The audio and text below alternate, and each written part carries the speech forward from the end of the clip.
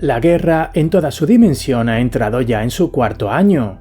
Actualmente la atención del mundo no se centra en las operaciones militares, sino en los esfuerzos diplomáticos de la administración de Donald Trump, quien declaró el año pasado que pondría fin a la guerra en 24 horas. Sin embargo, las sucesivas conversaciones no logran avanzar sistemáticamente y cada una de las partes, Ucrania, Rusia y Estados Unidos, juegan al gato y al ratón sobre quién será más listo que los demás. Aunque los primeros meses de 2025 indicaron un notable estancamiento y estabilización, en la actualidad la intensidad de los combates está aumentando de nuevo. Deberíamos esperar más meses de intensos combates en lugar de paz. En el episodio de hoy cubriremos lo que ha estado ocurriendo últimamente en los frentes ucranianos, sobre el mapa.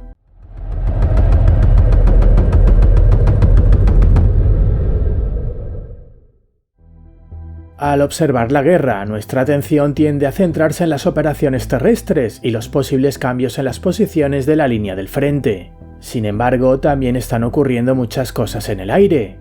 Ambos bandos llevan a cabo ataques con regularidad, principalmente utilizando diversos tipos de vehículos aéreos no tripulados. Repasemos brevemente la cronología de los acontecimientos clave de las últimas semanas. Los ucranianos prosiguen sus ataques en la retaguardia del frente, dirigidos contra las infraestructuras críticas y militares rusas. A finales de enero atacaron 2 veces la refinería de Ryazan. El 3 de febrero, el objetivo fue una planta de procesamiento de gas cerca de Astraján y una refinería en Volgogrado.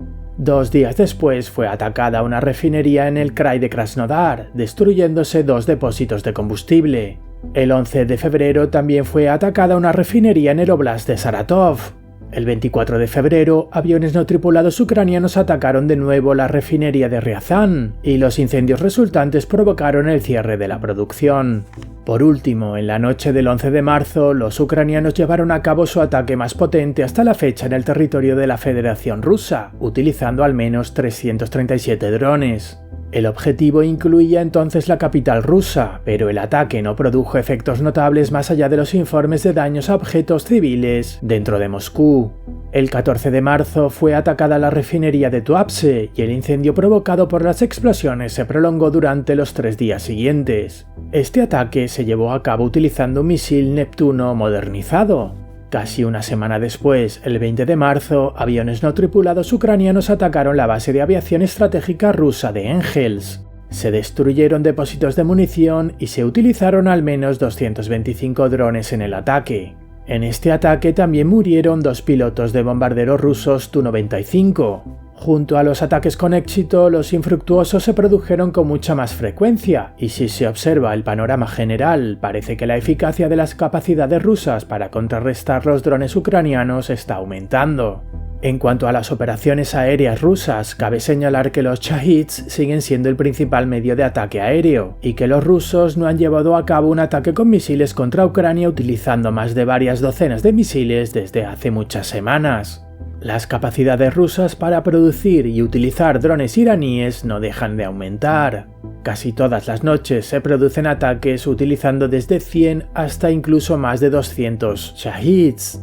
Los objetivos de los ataques son infraestructuras ucranianas, activos civiles e instalaciones militares.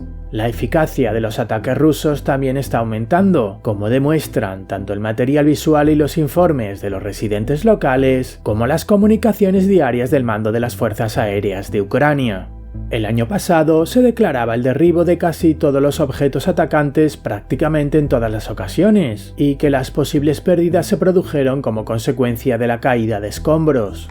En la actualidad se informa de una destrucción cada vez mayor de instalaciones de infraestructura energética. La menor eficacia de la defensa ucraniana puede deberse a varios factores. Los rusos han modernizado los propios Shahids y han cambiado la táctica de uso. En lugar de oleadas sucesivas, ahora se producen ataques concentrados con un gran enjambre. Por la parte ucraniana pueden sentirse los efectos de la escasez de equipos y municiones por un lado, y por otro la reasignación de soldados que antes operaban en grupos móviles de defensa antiaérea a la infantería que lucha en la línea del frente. Esto a su vez se vio forzado por los crecientes problemas de personal en el bando ucraniano y la ineficacia de la movilización. Los rusos también utilizaron cada vez más los Shahids para atacar zonas de retaguardia directa menos defendidas del frente, así como ciudades como Zaporizhia, Dnipro, Kharkiv o Sumy.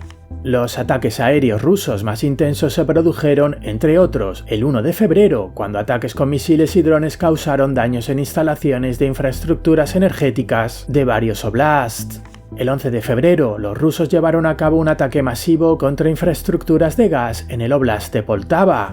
El 20 de febrero se llevó a cabo otro ataque contra la infraestructura gasística, y la consecuencia de estos ataques fue una disminución de la producción de alrededor del 40%. El 1 de marzo, un misil balístico ruso Iskander-M alcanzó el campo de entrenamiento ucraniano de Novomoskovsk, en la región de Dnipropetrovsk, donde se estaba formando la 157 Brigada Mecanizada. Como consecuencia del ataque, 150 soldados resultaron muertos o heridos, entre ellos 30 instructores. El 7 de marzo, los rusos llevaron a cabo otro fuerte ataque contra instalaciones de infraestructuras energéticas, utilizando 194 Shahids y 67 misiles. En las últimas semanas también se observa que Odessa se está convirtiendo cada vez más en objetivo de los ataques rusos. Para ilustrar la escala de estos ataques rusos, señalemos que en diciembre utilizaron 1850 Shahids, en enero 2629, en febrero 3902 y en marzo 4078. Entre agosto del año pasado y el mes pasado, el número de Shahids disparados hacia Ucrania se multiplicó por más de 5. Veamos ahora los acontecimientos en secciones concretas del frente, empezando por el territorio de la Federación Rusa. Dirección de Sudzha. El primer mes de este año indicó una estabilización de las actividades con una notable iniciativa rusa, que sin embargo no condujo a cambios territoriales. El 6 de febrero, los ucranianos llevaron a cabo un ataque local allí, que no cambió la situación general de las tropas ucranianas y tras los éxitos iniciales se desmoronaron. Y en los días siguientes los rusos continuaron la presión constante sobre las posiciones ucranianas, recapturando sucesivas aldeas: Sverdlikovo el 17 de febrero, Orlovka y Povrevki el 26 de febrero, Nikolsky el 27 de febrero y Novaya Sorochina el 28 de febrero. En los primeros días de marzo, los rusos rompieron la defensa ucraniana en los accesos meridionales a Sudzha, en la zona de Kurilovka, y el 8 de marzo comenzó una operación rusa destinada a expulsar completamente a las tropas ucranianas del Oblast de Kursk.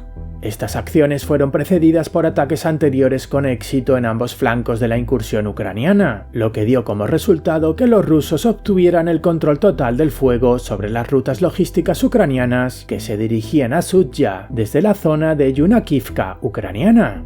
El efecto fueron ataques a gran escala por parte de drones rusos FPV de fibra óptica contra cualquier vehículo ucraniano que se desplazara por estas carreteras. Esto socavó casi por completo la logística ucraniana y se convirtió en la razón de la necesidad de retirarse del territorio ruso. El día que comenzaron las operaciones, el 8 de marzo, los rusos penetraron parcialmente tras las líneas de defensa ucranianas utilizando un gasoducto inactivo, por el que, según los informes, se desplazaron entre 100 y más de 600 soldados. Aunque la eficacia de estas acciones sigue siendo controvertida a día de hoy, los ucranianos se vieron finalmente obligados a retirarse, principalmente a pie, rindiéndose en sucesivas localidades sin luchar. Ese día, las tropas rusas recapturaron los pueblos de Cherkaskoye Porechnoe, Viktorovka, Nikolaevka, Staraya Soroshina y Kubatkin, al norte de Sudzha, y Lebedievka, al oeste de la ciudad. Al día siguiente, los rusos capturaron el pueblo de Malaya Loknia, y el 11 de marzo las tropas rusas entraron en otros 12 pueblos.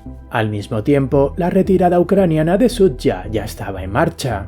El 12 de marzo, los rusos izaron la bandera en el centro de Sudzha. Sin embargo, los ucranianos no se retiraron totalmente de la región de Kursk.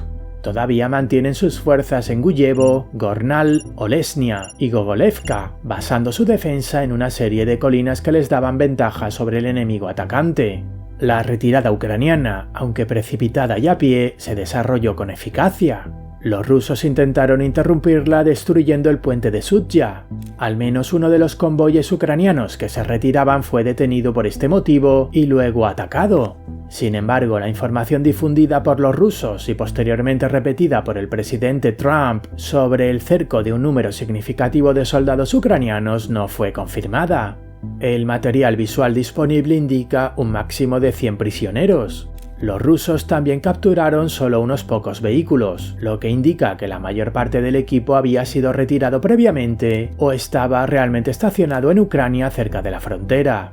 En los días siguientes, los rusos mantuvieron la presión para expulsar totalmente a las tropas ucranianas. El 28 de marzo reconquistaron la aldea de Gogolevka y el paso fronterizo de la carretera Sudya-Yanikivka y entraron en Guyevo, donde continuaron los combates durante los días siguientes. Al mismo tiempo, los soldados rusos están penetrando en la frontera del Oblast de Sumy, haciéndose con el control de varias aldeas ucranianas despobladas e indefensas. Cabe suponer que los rusos pretenden crear una especie de zona de buffer para impedir que los ucranianos repitan en el futuro una operación similar en dirección al Oblast de Kursk. Por otra parte, la presencia rusa en suelo ucraniano obligará al mando ucraniano a utilizar fuerzas adicionales para asegurar esta dirección en caso de nuevas acciones rusas. Por el momento, estas acciones rusas son de naturaleza limitada, pero varias fuentes ucranianas dibujan el espectro de la amenaza de una ofensiva rusa sobre Sumy. La retirada ucraniana de Sudya se debió a la incapacidad de asegurar la ruta de suministro desde territorio ucraniano y al uso de drones rusos guiados por fibra óptica sobre ella. En esta dimensión fue crucial el éxito ruso en el flanco occidental de la incursión ucraniana y la captura de Sverdlikovo. Sin embargo, construir una narrativa sobre la necesidad de la retirada causada por la suspensión temporal del apoyo, incluida la asistencia de inteligencia por parte de Donald Trump, parece falso. La ruptura de la defensa ucraniana y la toma de control de fuego sobre la carretera de suministro se había producido antes. Los ucranianos lanzaron 2 ataques infructuosos para mejorar la situación táctica y ante la mayor presión rusa se tomó la decisión de retirarse. En marzo de 2025, la operación militar ucraniana en el Oblast de Kursk, que llevaba en marcha desde agosto de 2024, concluyó sin lograr el avance estratégico previsto.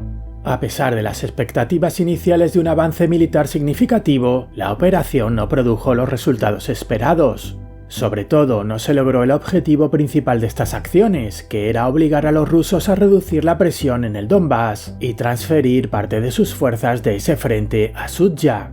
En lugar de debilitar las actividades en el Donbass, los rusos transfirieron parte de sus unidades desde direcciones secundarias y terciarias a la región de Kursk, desde Vovchansk o desde el frente de Zaporizhia.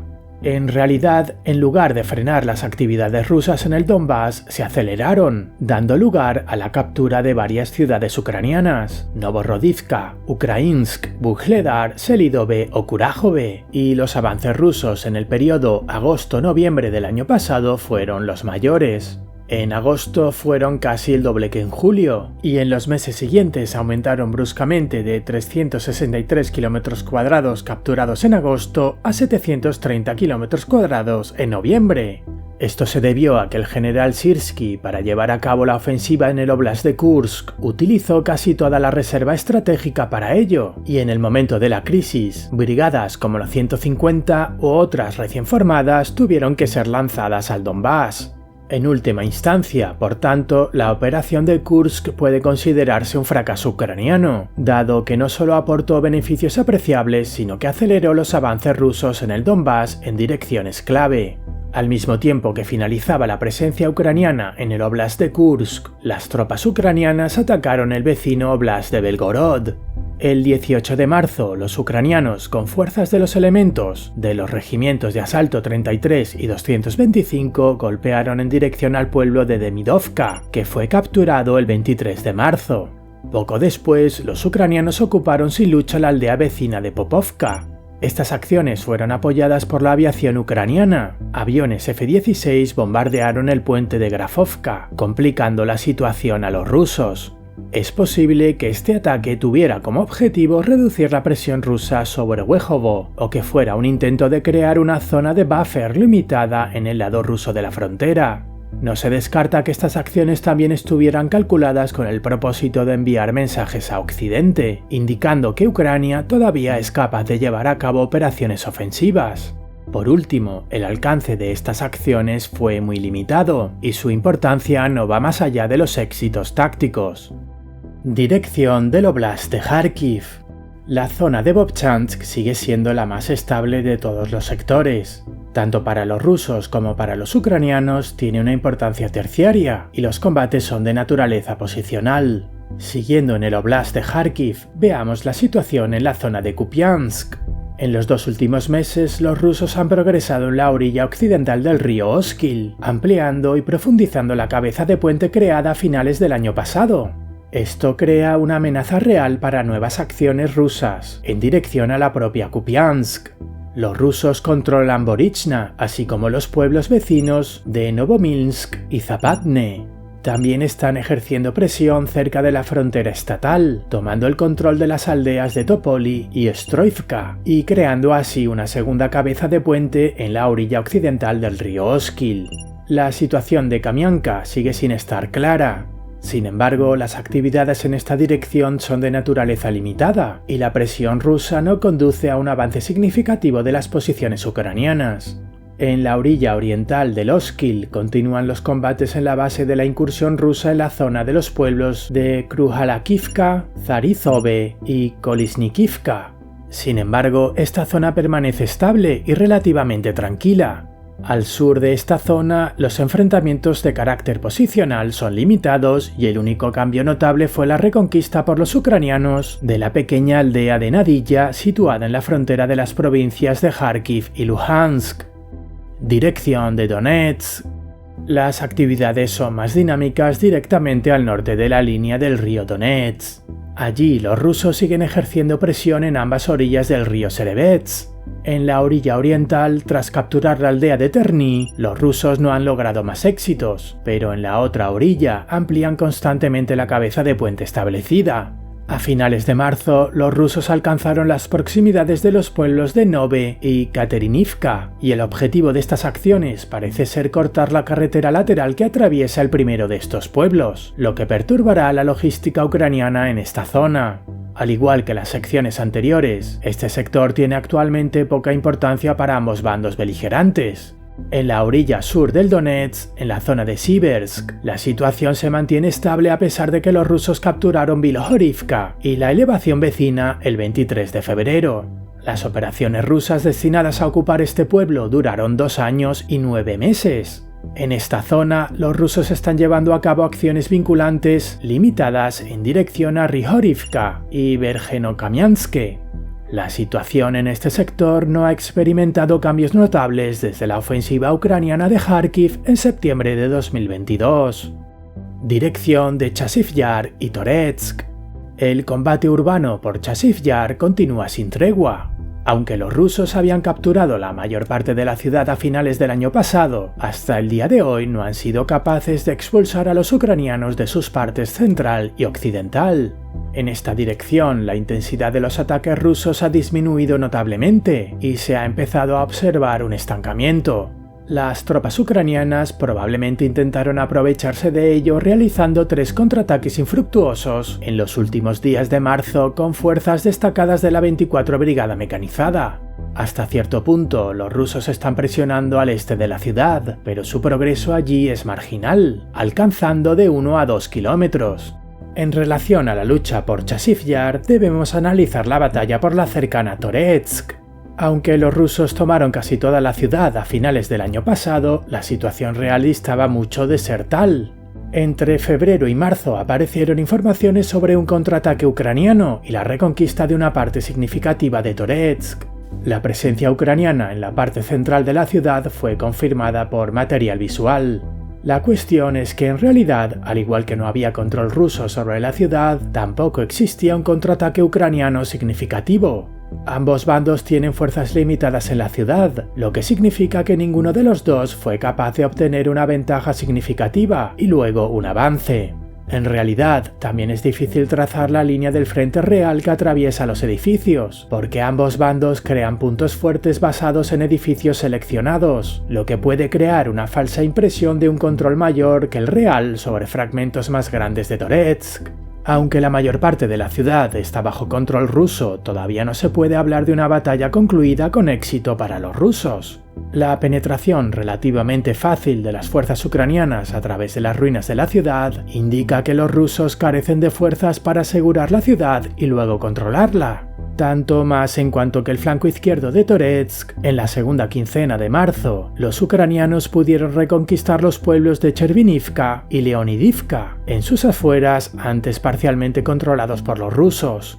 A finales de marzo, las operaciones rusas se reanudaron en esta zona, al oeste de New York. El resultado fue la captura por los rusos de dos pueblos, Oleksandropil y Panteleimónivka. Tanto Chasiv Yar como Toretsk tienen una importancia clave para ambos bandos, ya que su posible captura abriría a los rusos el camino hacia la ciudad de Kostiantynivka, que puede ser el objetivo de las acciones rusas en los próximos meses. Dirección de Pokrovsk. Durante los últimos meses del año pasado, la dirección de Pokrovsk siguió siendo la más activa y dinámica. Los rusos realizaron notables progresos principalmente en el flanco suroccidental de la ciudad y mediante la captura de la ciudad de Kurajove, situada al sur de Pokrovsk. A principios de febrero, los rusos se encontraban a unos 2 kilómetros de los primeros edificios de Pokrovsk, pero luego el ímpetu de la ofensiva rusa se apagó y la situación se estabilizó al nivel de los pueblos de Kotline, Pishane, Shevchenko y Lisivka, que permanecieron bajo el control ruso. En los primeros días de febrero, tras reforzar previamente su potencial, los ucranianos iniciaron una serie de contraataques con elementos del 425 Regimiento de Asalto Skala, que terminaron con la recuperación de todos o parte de todos los pueblos mencionados. En el momento de la intensificación de las actividades ucranianas, se sugirió la posibilidad de un cerco de elementos de las 15 y 74 brigadas de fusileros motorizados rusos. Sin embargo, el impulso de las actividades ucranianas resultó finalmente insuficiente para consolidar el éxito alcanzado. Las ganancias territoriales ucranianas no fueron duraderas. En marzo, los rusos reanudaron las acciones ofensivas y recuperaron el control sobre los pueblos de Shevchenko y Lisivka y al menos la parte sur de Pishane. Kotline sigue bajo control ucraniano. Los ucranianos también aseguraron la vecina Udachne. En el flanco oriental de Pokrovsk y Mirnograd, la situación también se mantuvo estable durante los primeros meses de este año. Los ucranianos también contraatacaron allí. Con fuerzas de elementos del 425 Batallón de Asalto Skala, los ucranianos expulsaron a los rusos de las inmediaciones del cruce de carreteras en la ruta Pokrovsk-Kostiantynivka.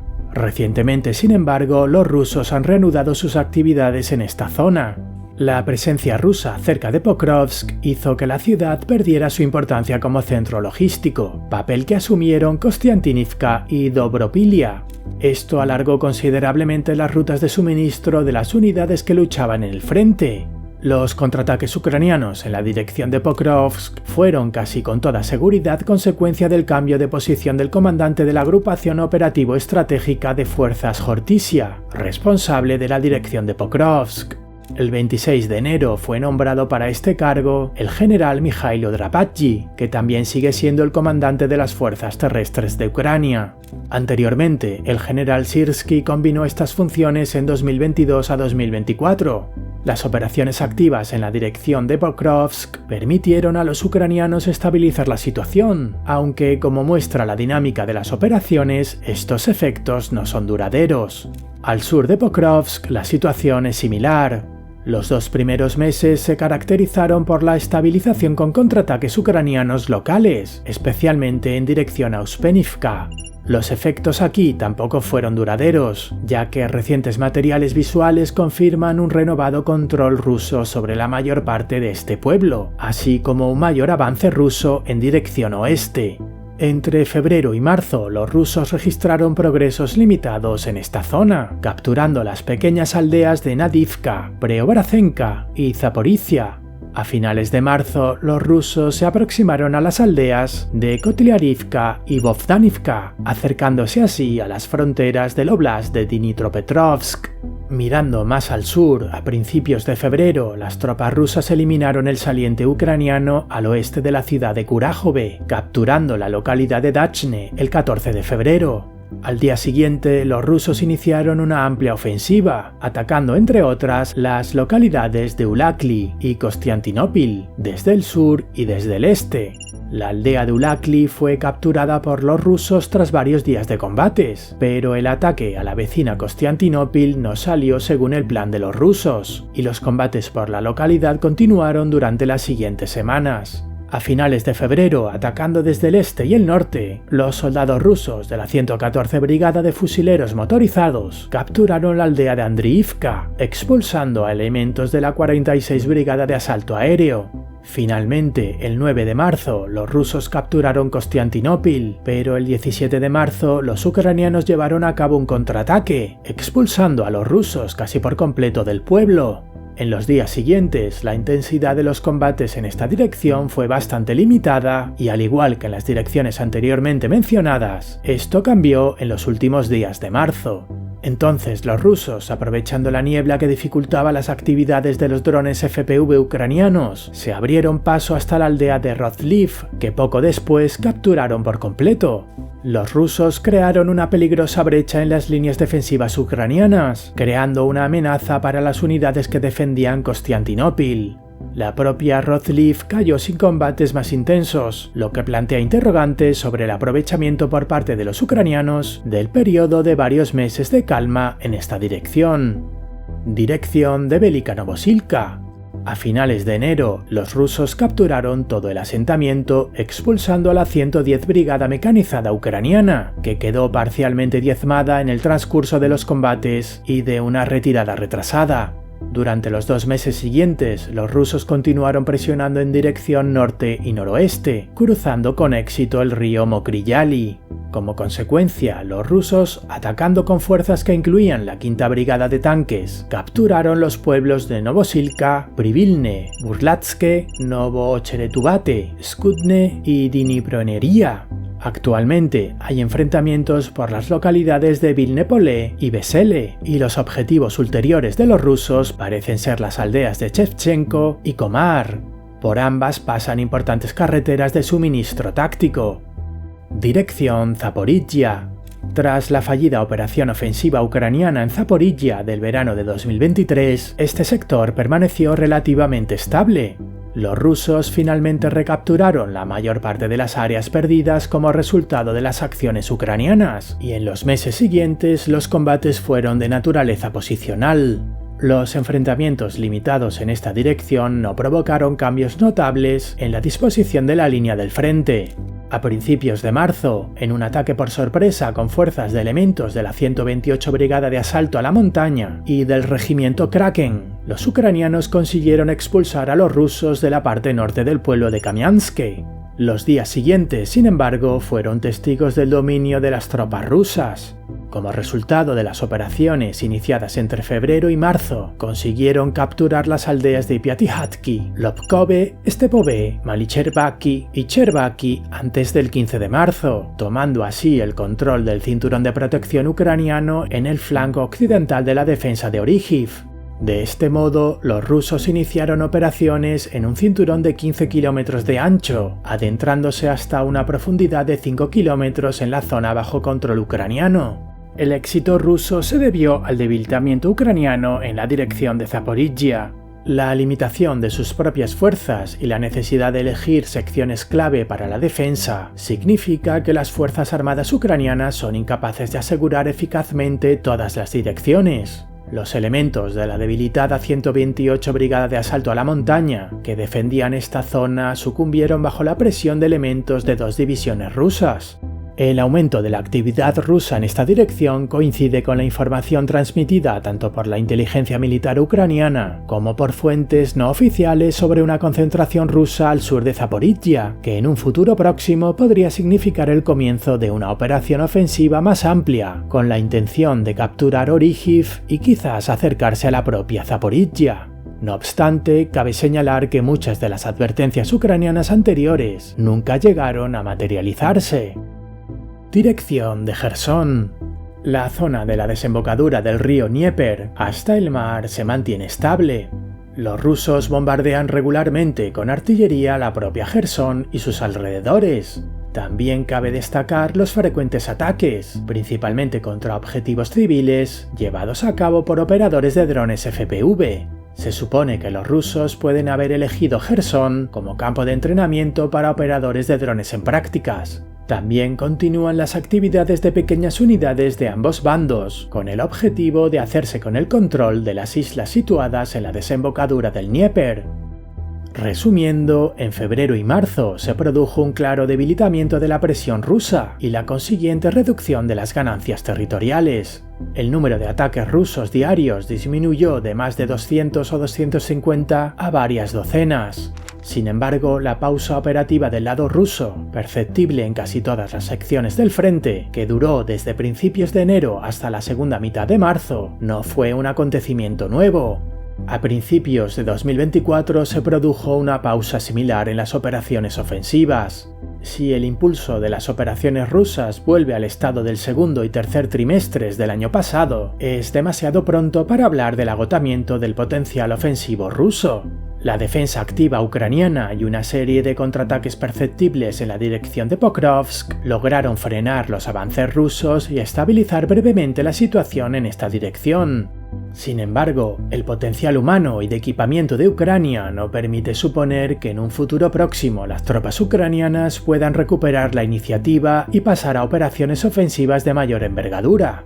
Debido a los problemas de personal y a los insatisfactorios resultados del proceso de movilización, las tropas ucranianas siguen siendo el bando pasivo, y son los rusos quienes pueden elegir el momento y el lugar de las operaciones, a las que las Fuerzas Armadas ucranianas se ven obligadas a adaptarse. Los recientes contraataques tácticos ucranianos también pueden haber sido causados por el deseo de demostrar a los socios occidentales, especialmente a los estadounidenses, su propia determinación de continuar la lucha para persuadirles de que continúen o incluso aumenten su apoyo. El campo de batalla ucraniano está cambiando notablemente, y el factor decisivo que influye en estos cambios es el uso masivo de drones FPV. Esto limita significativamente la posibilidad de utilizar vehículos para operaciones ofensivas, especialmente vehículos pesados, incluidos los tanques. Esto ha cambiado la táctica de llevar a cabo operaciones ofensivas, que primero implementaron los rusos y ahora también intentan los ucranianos en determinadas secciones. En muchos casos, las operaciones son llevadas a cabo por grupos de asalto de entre 10 y 15 soldados, que aprovechan las condiciones meteorológicas, especialmente la niebla que impide el uso de drones, para penetrar a través de la tierra de nadie.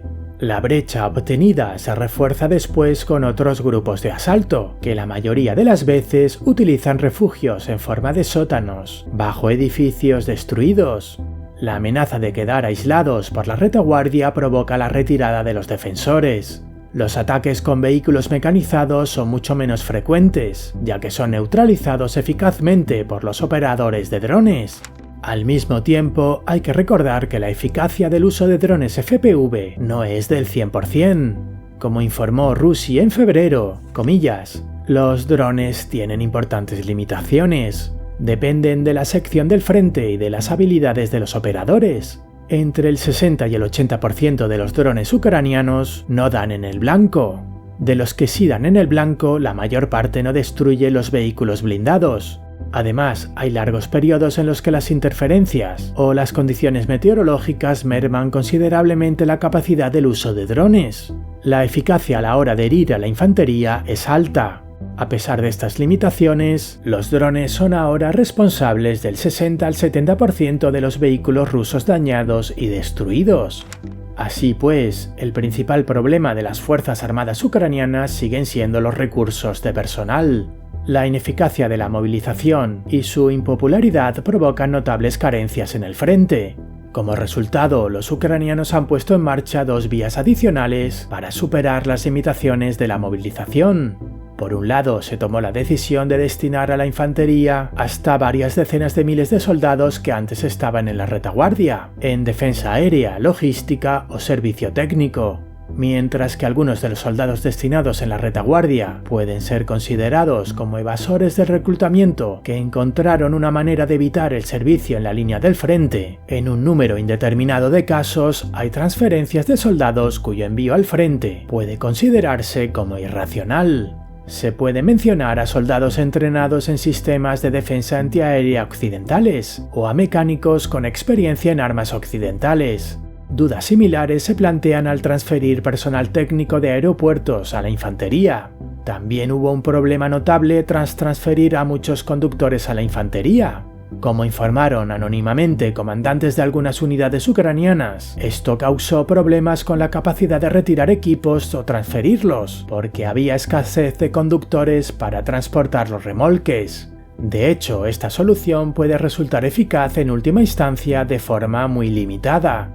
Como informó el comandante de otra brigada, recibió refuerzos en forma de un centenar de soldados de las fuerzas médicas, cocineros o conductores, la mayor parte de los cuales no eran aptos para la infantería debido a sus condiciones de salud. Comillas, entregué 10 de ellos al comandante del batallón y este me comentó, hay 3 hipertensos, 1 con pancreatitis y 2 ciegos de un ojo. ¿Cómo voy a enviarlos a luchar? De hecho, informes similares se aplican actualmente a las características generales de los reclutas, que tras la movilización acaban en unidades de línea. Los problemas de personal de las Fuerzas Armadas ucranianas quedan crudamente ilustrados por las palabras del coronel Serhiy Chalatov, comandante de la 37 Brigada de Infantería de Marina. Comillas, hubo una situación en la que algún batallón estaba subordinado a nosotros. Según la lista de personal, debería tener 800 soldados, pero en ese momento tenía solo 202 soldados, y de ellos solo 10 en subunidades de infantería. Y estos 10 soldados de infantería deben defender toda la sección de defensa del batallón. Actualmente no nos falta munición de artillería, nos falta infantería. Una brigada no puede defenderse eficazmente cuando tiene un 34% de puestos de Estado Mayor en los batallones de línea. La brigada recibe muy pocos refuerzos. En el último mes apenas recibimos 14 soldados. La segunda de las soluciones propuestas es el servicio voluntario para hombres de entre 18 y 24 años. Kiev, a pesar de las presiones de Washington, aún no ha decidido rebajar aún más la edad de movilización de los 25 años. En su lugar se introdujo un programa de incentivos voluntarios para los hombres jóvenes, animándoles con beneficios económicos, incluida una compensación de 1 millón de grivnas por un año de servicio en el frente. El programa Contrato 1824 fue acompañado de una campaña promocional bastante controvertida en su contenido, ya que la cantidad de compensación propuesta se calcula, entre otras cosas, en términos de hamburguesas con queso. En la cuenta oficial del Ministerio de Defensa en TikTok se publicó un vídeo en el que se explicaba a los posibles reclutas que el 1 millón de grivnas ofrecido en el marco del llamado contrato juvenil es suficiente para comprar 15.000 hamburguesas con queso. Las controversias surgen no solo por la forma de los incentivos, sino también por la cantidad ofrecida a los reclutas, que supera con creces la indemnización de los soldados más veteranos, independientemente de que hayan sido movilizados a la fuerza o sean voluntarios. En este momento es difícil determinar la eficacia de este programa, pero teniendo en cuenta la pirámide demográfica de la sociedad ucraniana, no cabe esperar un avance significativo.